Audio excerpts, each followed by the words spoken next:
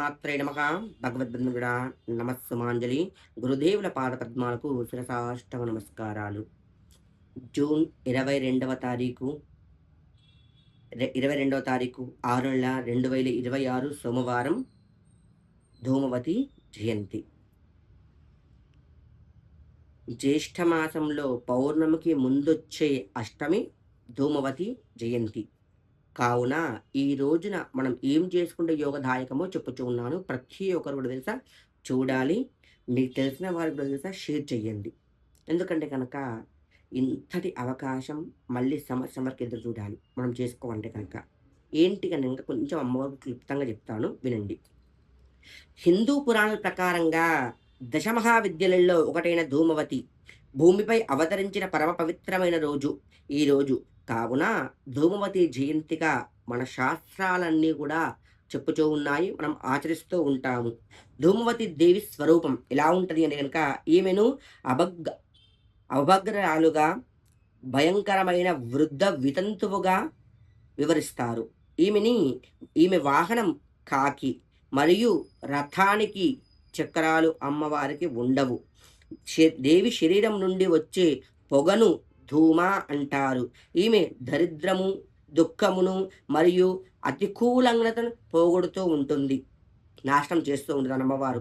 మనకి దుఃఖము, దరిద్రత అనుభవిస్తూ ఉన్నవారు ఎవరైనా సరే ఈ అమ్మవారిని ఆరాధించడం వల్ల మనకు అన్ని విధాలుగా ఆనుకూలంగా అవుతుంది. ఈమె ఈమెను ఆరాధించడం వల్ల సమస్త భయాలు, రోగాలు మరియు శత్రువులు కూడా మనకి ఉండరు. జ్యోతిష్య ప్రమాణాలలో ప్రకారంగా నవగ్రహాల్లో కేతు గ్రహానికి పతిదేవతగా ఈమెను పూజించడం వల్ల కేతు దోషాలు కూడా సమస్త దోషాలు తొలగిపోతూ ఉంటాయి. ధూమవతి జయంతి రోజున తెల్లవారుజామున నిద్రలేచి ఉపవాక్ష దీక్ష చెయ్యాలి. అంటే జగదాంబిక జగన్మాతకి ఎరుపు కలర్ అంటే కనుక చాలా చాలా ప్రీతి. మన చుట్టుపక్కల ఆలయాలు ఎక్కడా లేవు. మన కామాఖ్య పోయాను, అమ్మవారిని మనసా వాచా కర్మన మనసు పూర్తిగా స్మరించాను, ఆరాధించాను, పూజించాను. అమ్మవారికి ఎర్రని పువ్వులన్నా, ఎర్రటి ప్రసాదమన్నా చాలా చాలా ప్రీతి అన్నమాట. కావున ఉపవాసం ఖచ్చితంగా ఉండాలి.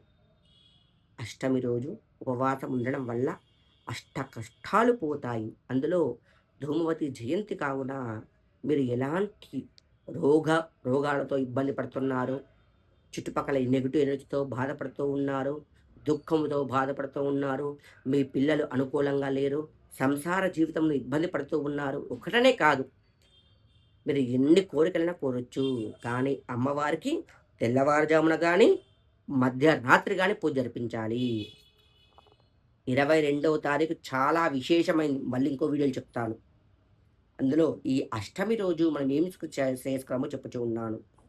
తెల్లవారుజామున గృహమంతా శుభ్రపరచుకొని గుమ్మానికి దిగదీయాలి.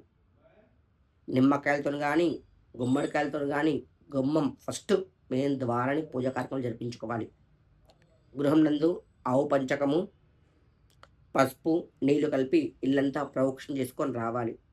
ప్రోక్షణ చేసుకొచ్చి ఆ అమ్మవారికి ఎర్రని పువ్వులు, పచ్చి పాలు, ఎర్రని పండ్లని నైవేద్యం పెట్టి ఆ అమ్మవారి ప్రాతకాలమున 6 గంటలకు పూజా కార్యక్రమం జరిపించుకోవాలి. సాయంకాలం పూట ఆ అమ్మవారికి రవ్వ కేసరిలో రెడ్ కలర్ ఫుడ్ కలిపేసి ఆ అమ్మవారికి మనసా వాచా కర్మణ ధ్యానించుకొని గౌరీదేవిని చేయాలి. గౌరీదేవిని చేసి ఆ అమ్మవారిని ధూమవతి దేవి అని భావించుకొని గౌరీదేవికి ధూమవతి అష్టోత్తర ధూప దీప నైవేద్యాలు ఆవు నెయ్యితో దీపారాధన, మట్టి ప్రబంధన దీపారాధన చెయ్యాలి. చేసి మనసా వాచా కర్మ ధ్యానించుకోవాలి. ధ్యానించుకొని ధూమవతి అష్టకం ఉంటుంది, 11 పర్యాయాలు లేక ఒక్కసారైనా సరే చదివి మీ మనసా వాచా కర్మణ పూజించండి. మీ మనసులోని కోరికను అమ్మవారికి చెప్పుకోండి. ఖచ్చితంగా 11 రోజుల లోపల మీ కోరిక నెరవేరుతుంది. మీకు ఎవరైతే శత్రువులు ఉంటారో, ఇబ్బంది పడుతూ ఉంటారో అన్ని విధాలుగా ఆనుకూలంగా అవుతుంది. ప్రతి ఒక్కరు తెలుసా ధూమవతి అనుగ్రహంతో మీరు ఎలాంటి భయాందోళన చెందుతూ ఉన్నారో అన్నీ పోతాయి. అంతేకాకుండా ఇంకొక విషయం చెప్పుతూ ఉన్నాను. మొన్న కామాఖ్యకెళ్ళాను. అమ్మవారి వస్త్రాన్ని తీసుకొని వచ్చాను. ఇప్పటికి 54 మందికిచ్చాను. ఇంకా 11 మందికో, 21 మందికో ఇద్దామని ఫిక్స్ అయ్యి ఉన్నాను. ఎందుకనక ఇప్పుడు 22వ తారీఖు నుండి విశేషమైన రోజులు. అమ్మవారి అధిస్వరమయ్యే రోజులు మళ్ళీ.